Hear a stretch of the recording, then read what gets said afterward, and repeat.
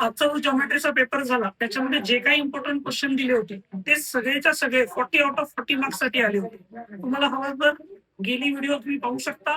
त्याच्यामध्ये दिलेले क्वेश्चन्स आणि याच्यामध्ये दिलेले question with number as it is same सगळे आलेले आहेत. फक्त हॉट क्वेश्चन असू द्या, तुमचे बाकी प्रॉब्लेम सेट मधले असू द्या, किंवा जे काही इम्पॉर्टंट सॉल्ट एक्झाम्पल दिले होते प्रॉब्लेम सेट मध्ये दिले होते, सेम टू सेम सगळे क्वेश्चन्स पेपर आले. चला याचं सोल्युशन बघूया. सो हे MCQचे आन्सर्स आहेत, तुम्ही बघून घेऊ शकता. हे 1 मार्कच्या क्वेश्चनचे आन्सर्स आहेत. ही ॲक्टिव्हिटी आहे, ही सेकंड ॲक्टिव्हिटी आहे. हे ॲक्टिव्हिटीचे आन्सर्स आहेत. थर्ड ॲक्टिव्हिटीचे क्वेश्चन तुम्हाला सॉल्व करायचा होता. सो याचं फर्स्ट आन्सर, सेकंड आन्सर हे पूर्ण सॉल्व केलेलं आहे. टू दॅटमध्ये तुम्हाला क्लिकची व्हॅल्यू प्रूव्ह करायची होती की तो 1 कसं असतं. त्याच्यानंतर ही ॲक्टिव्हिटीसुद्धा तुम्हाला टिक करून दिलेली होती. ही ॲक्टिव्हिटीसुद्धा तुम्हाला टिक करून दिली होती.